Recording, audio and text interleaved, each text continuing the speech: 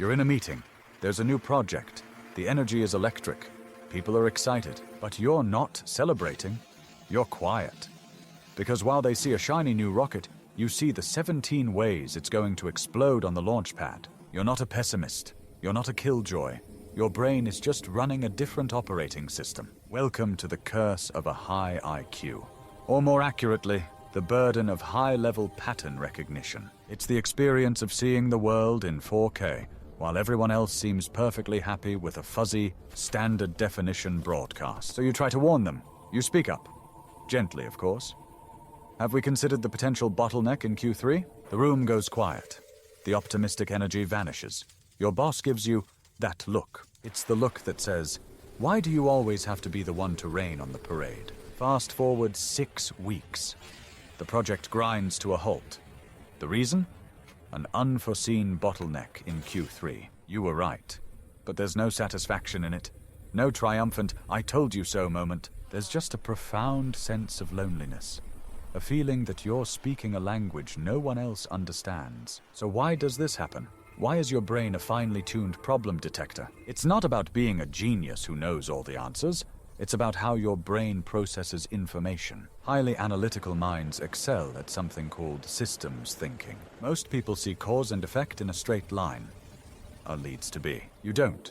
You see how A will impact M and Z, which will then create a feedback loop that undermines B in 6 months. It's like seeing the entire chessboard, including all possible future moves, while others are just focused on their next turn. This ability is fueled by relentless pattern recognition.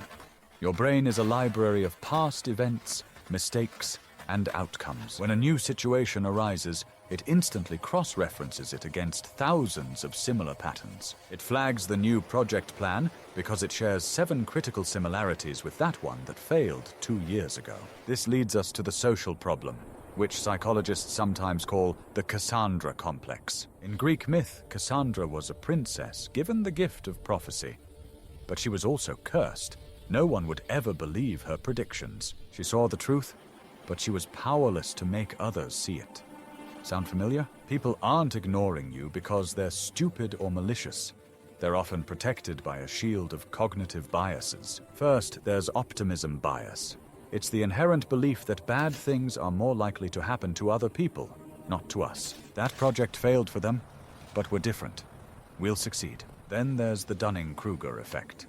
Sometimes people don't have enough expertise to even recognize the risk you're pointing out. Your warning about server scalability sounds like a foreign language to a team focused only on the user interface design. So your well-reasoned foresight gets dismissed as negativity. Your risk analysis is perceived as a lack of faith. Let's see how this plays out in real life. At work, they launch a new agile workflow without any structure. You suggest that agile doesn't mean no planning, and that a bit of documentation could save months of rework. You're labeled resistant to change. 3 months later, no one knows how the code works, and the project is a tangled mess. Or in relationships. Your best friend is dating someone new. Everyone thinks they're charming. You notice the subtle, controlling language, the small inconsistencies in their stories, the red flags. You gently mention your concerns. The response? You're just jealous. You can't stand to see me happy. A year later, they come to you, heartbroken. You were right all along. I should have listened. The validation is cold comfort. You didn't want to be right. You wanted your friend to be safe. So, if you can't turn it off, how do you live with it? How do you turn this curse into a genuine superpower? The solution isn't to stop thinking. It's to become a master communicator and a strategist of perception. Step 1, frame, don't frighten. People shut down when they hear problems.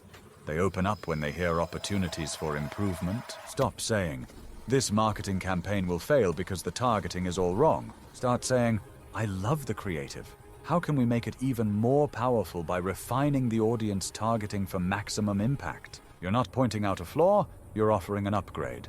You're a co-pilot, not a backseat driver. Step 2, use the Socratic method. Don't give answers, ask questions. People are far more committed to solving a problem they discovered themselves. Instead of saying, "Our server will crash if we get a traffic spike," ask, "That's a fantastic launch plan. What's our protocol for handling a success scenario where we get double the expected traffic on day one? You're guiding them to the pitfall so they can see it for themselves? You let them be the hero who finds the solution. Step 3. Triage your worries. Pick your battles. Your brain flags 100 potential risks. Not all of them are 5 alarm fires. Some are just minor inconveniences. Is this a company-ending problem? Or a someone will be slightly annoyed for 5 minutes problem? Save your political capital and emotional energy for the battles that truly matter. Let the small stuff go. Step 4. Manage your own internal state. The biggest challenge isn't the external world. It's the internal anxiety that comes from a what-if machine that never turns off. You must learn to separate foresight from fear, productive preparation from pointless panic. Practice mindfulness to stay in the present. Journaling can help you dump the catastrophic thoughts onto paper, robbing them of their power. And finally, step 5, find your tribe. Seek out other systems thinkers. People who don't just tolerate your thought process, but actually value it. When you're with people who speak your language, you no longer feel like a prophet of doom. You feel like a valued strategist. Your mind isn't a curse. It's a high-performance engine. It's just that you've been given a Formula One car in a world full of city streets with 30 mph speed limits. You don't need to break the engine. You need to learn how to drive it with precision. And occasionally, find a racetrack where you can let it roar. The challenge is not to stop seeing the icebergs. The world needs people who can see the icebergs. The challenge is to become the navigator who calmly grabs the wheel and helps the ship steer clear, not just the frantic person shouting from above. Turn your foresight from a source of torment into a tool for transformation. Your perspective is rare. Don't curse it.